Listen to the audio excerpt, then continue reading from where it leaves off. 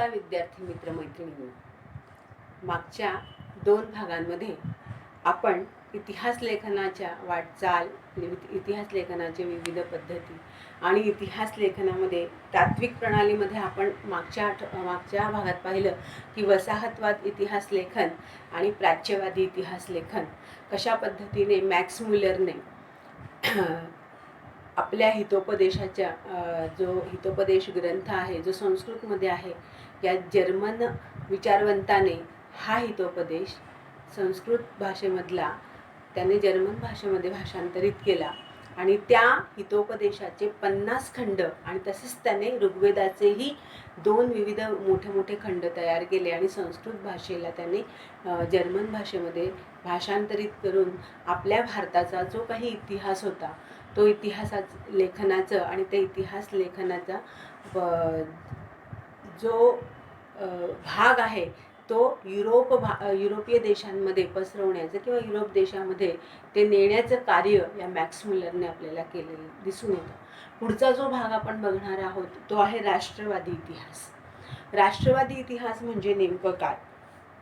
तर 19व्या शतकामध्ये आपल्याला माहिती आहे की अनेक जे विद्वान लोक होते त्यांनी इंग्रजी माध्यमातून शिक्षण घेऊन त्यांनी भारताचा जो इतिहास आहे तो इतिहास प्रभावीपणे प्रतिभावंतपणे लोकांसमोर आणून देण्यासाठी त्यांनी इंग्रजी भाषेचा अभ्यास केला, इंग्रजी भाषेमध्ये शिक्षण घेतलं आणि त्यांनी भारतीय इतिहास हा इंग्रजीमध्ये लिहिण्याचंही त्यांनी कार्य केलेलं आहे. तर हा जो भारताचा जो वैभवशाली इतिहास आहे, हा वैभवशाली इतिहास भारतीयांना त्याची जाणीव करून द्यावी किंवा त्यांच्यामध्ये त्याची जागृती निर्माण करून द्यावी यासाठी त्यांनी लेखनास सुरुवात केलेली आहे आणि ही लेखनाची सुरुवात म्हणजेच राष्ट्रवादी इतिहास लेखन असं म्हटलं जातं. तर या काळामध्ये म्हणजे साधारणतः इंग्रज भारतामध्ये होते तोपर्यंतचा जो काळ आहे हा साधारण राष्ट्रवादी इतिहास लेखनाचा काळ मानला जातो. आपण एक असं लक्षात घेतलं पाहिजे की महाराष्ट्रामध्ये जे राष्ट्रवादी इतिहास लेखनाची जी सुरुवात आहे ती सर्वप्रथम विष्णुशास्त्री चिपळूणकर यांनी केलेली आहे. विष्णुशास्त्री चिपळूणकर यांनी त्यांच्यापासून या राष्ट्रवादी इतिहास लेखनाला एक प्रकारची बळकटी मिळाली, प्रोत्साहन मिळालं. त्यानंतर ब्रिटिश अधिकाऱ्यांनी जी प्राचीन भारताचा जो काही इतिहास त्यांनी लिहिलेला आहे, आम्ही तुम्हाला मागच्या भागामध्ये सांगितल्याप्रमाणे की तो पूर्वग्रह दूषित असल्यामुळे किंवा भारतीयांबद्दल त्यांच्या मनामध्ये जी एक गौण लेखन करण्याची किंवा त्यांना दुय्यम लेखण्याची जी प्रवृत्ती आहे ती त्यांच्या इतिहासामध्ये आपल्याला दिसून येते. त्याच्यामुळे त्यांनी पूर्वग्रह दूषित असलेल्या अशा या इतिहास लेखनाला भारतीय इतिहास लेखकांनी विरोध केलेला आहे आणि हा विरोध दर्शवण्यासाठीच हे राष्ट्रवादी इतिहास लेखन आपल्याला केलेलं दिसून येतं. त्याच्यामध्ये सगळ्यात महत्त्वाचा वाटा जो आहे तो आहे विष्णुशास्त्री चिपळूणकर यांचा. त्यानंतर भारताच्या इतिहासातील जो सुवर्णकाळ शोधण्याचा जो महत्त्वाचा टप्पा आहे किंवा महत्त्वाचा काळ आहे, हा महत्त्वाचा काळ विष्णुशास्त्री चिपळूणकरांनी शोधून काढला. हा शोधण्याच्या मागे त्यांचा जो महत्त्वाचा हेतू होता तो होता की लोकांसमोर वास्तववादी इतिहास लेखन झालं पाहिजे. वास्तववादी इतिहास लेखन करण्याकडे त्यांचा जो एक कल होता तो आपल्याला दिसून येतो. आणि सगळ्यात महत्त्वाचं, जरी वास्तववादी असलं तरी तो चिकित्सापूर्वक झालेला आहे की नाही, ते लेखन चिकित्सापूर्वक केलेलं आहे की नाही याकडे मात्र जरा थोडंसं दुर्लक्ष झालेलं आहे असं काही इतिहासकारांचं मत आहे. मग त्यामध्ये न्यायमूर्ती महादेव रानडे आहेत, नंतर रामकृष्ण भांडारकर आहेत, मुजुमदार आहेत, वासुदेव मिराशी आहेत. तर या सगळ्यांची नावं मी इथे लिहिलेली आहेत की त्यांनी कशा पद्धतीने हे इतिहास लेखन त्यांनी केलेलं आहे किंवा राष्ट्रवादी इतिहासकार कोण कोण आहेत तर त्यांचं हे थोडक्यात आपल्याला इथे मी चार्ट आखून घेतलेला आहे तेवढ्यासाठी की आपल्याला हे सहज सोप्या रीतीने कळलं पाहिजे की राष्ट्रवादी इतिहास कोण कोण आहे. राष्ट्रवादी इतिहास लेखन करताना भारताचा सुवर्णकाळ हा शोधण्याचा त्यांनी प्रयत्न केला, परंतु असा आक्षेप घेतला जातो की ऐतिहासिक वास्तववादी जे चिकित्सापूर्वक इतिहास आहे त्या चिकित्सापूर्वक लेखनाकडे त्यांचं दुर्लक्ष झालेलं आहे, अशा पद्धतीचा आरोप केला जातो. परंतु आपण जर बघितलं तर राष्ट्रवादी इतिहासकार ज्यांच्यापासून प्रेरणा घेतली गेली ते विष्णूशास्त्री चिपळूणकर आहेत. आणि मग विष्णूशास्त्री चिपळूणकर प्रमाणेच रामकृष्ण भांडारकर, न्यायमूर्ती महादेव रानडे, अनंत आळतेकर, राधा कुमुद मुखर्जी, राजेंद्रलाल मिश्रा, विनायक सावरकर, काशीप्रसाद जयस्वाल, वासुदेव मिराशी, रमेशचंद्र मुजुमदार, भगवानलाल इंद्रजीत, हे जे सगळे आहेत, या सगळ्यांनी राष्ट्रवादी इतिहासकारांची ही नावे आणि ही नवी ओळख इतिहास लेखनाला प्राप्त करून देणारी ही नावे आहेत. तर सर्वात प्रथम जर आपण बघितलं तर न्यायमूर्ती गोविंद रानडे यांनी the rise of the Maratha power हा मोठा ग्रंथ लिहिला. या ग्रंथामध्ये त्यांनी मराठ्यांच्या सत्तेच्या उदयाची जी पार्श्वभूमी आहे ती त्यांनी याच्यामध्ये मांडलेली आहे. परंतु हा उदय एकदम अचानक घडून आलेला नाही.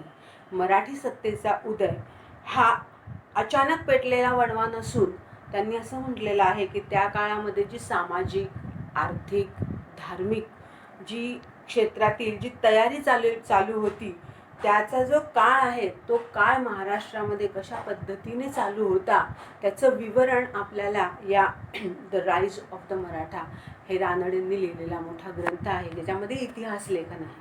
म्हणून इतिहास लेखनाचं जी सुरुवात किंवा जी परंपरा आहे ती या विष्णूशास्त्री चिपळूणकरांकडून घेतलेली प्रेरणा, आणि अशा पद्धतीने आपल्याकडे हे विविध इतिहासकार आहेत ज्यांनी इतिहास लेखन केलेलं आहे. त्यातले सगळ्यात पहिले म्हणजे विष्णूशास्त्री चिपळूणकर, आणि मग त्यानंतर ते आहेत गोविंद रानडे.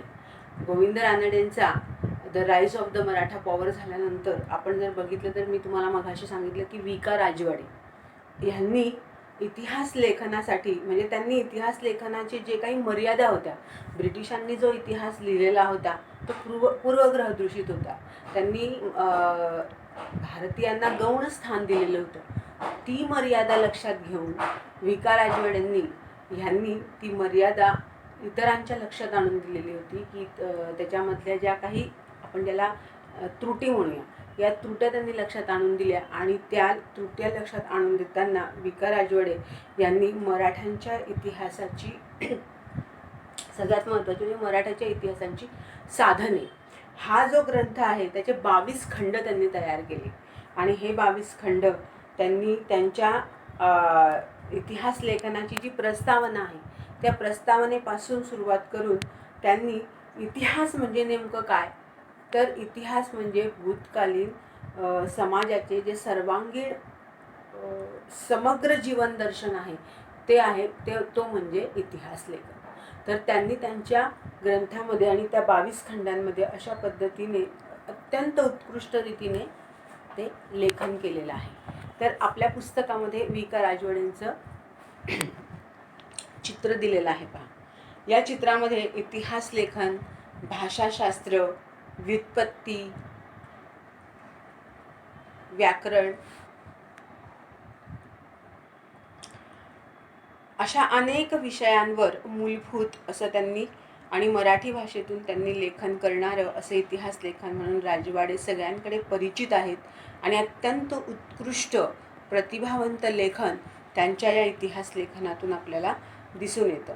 त्यांची जी प्रस्तावना आहे ती अत्यंत महत्त्वपूर्ण आहे. त्यांनी त्या भूतकालीन समाजाचे जे काही जीवन दर्शन असेल म्हणजे केवळ राजकीय घडामोडी नाही किंवा सत्तांतरासाठी केलेलं कटकारस्थान किंवा युद्ध यांचंच ही हकीकत म्हणजे इतिहास लेखन नाही, तर इतिहास लेखन हा समाजातील विविध घटकांशी संबंधित असलेलं जे जीवनदर्शन आहे त्या जीवनदर्शन त्यांनी त्याच्यामध्ये मांडलेलं आपल्याला दिसून येतं. आणि अशा पद्धतीने अस्सल कागदपत्रांच्या आधारे जे लेखन केलं गेलेलं आहे त्याला त्यांनी अत्यंत महत्त्व दिलेलं आहे की अस्सल कागदपत्रांच्या आधारे केलेलं इतिहास लेखन हे त्यांचं सगळ्यात महत्त्वाचा मुद्दा त्यांच्या इतिहास लेखनातून आपल्याला दिसून येतो. तर इतिहास लेखनामध्ये विष्णू शास्त्री चिपळूणकरांनंतर वि का राजवाडे यांचं नाव मोठ्या प्रमाणावर घेतलं जातं. कारण त्यांनी पुणे येथे 7 जुलै 1910 रोजी भारत इतिहास संशोधन मंडळाची सर्वप्रथम त्यांनी स्थापना केली.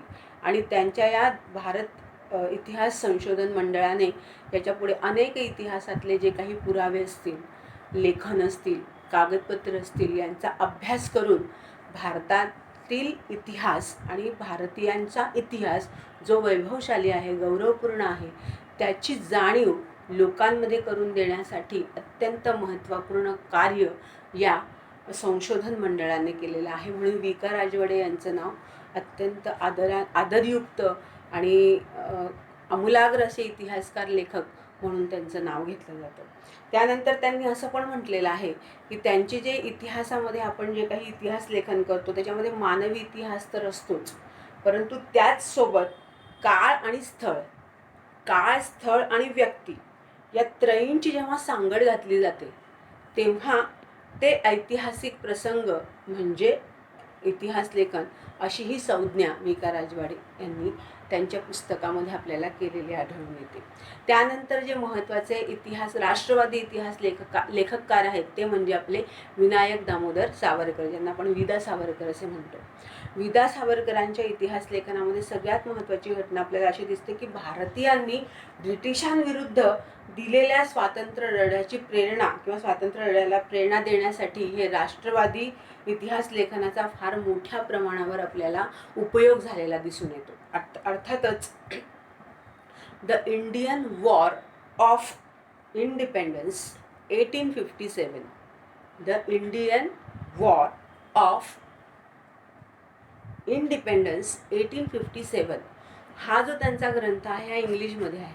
पण आम्ही जेव्हा शाळेत होतो, आम्ही जेव्हा शाळेमध्ये इतिहास शिकत होतो ना, तेव्हा आम्हाला नेहमी असं एक इतिहासामध्ये 7वी ते 8वीमध्ये आम्ही जेव्हा इतिहास शिकलो, भारताचा इतिहास शिकलो, त्या भारताच्या इतिहासामध्ये नेहमी आम्हाला असं नाव द्यायचं 1857चं बंड किंवा 1857चा उठाव, अशा पद्धतीचं टायटल दिलं जायचं. आणि आम्ही असा विचार करायचो तेव्हा की हे बंड कसं काय?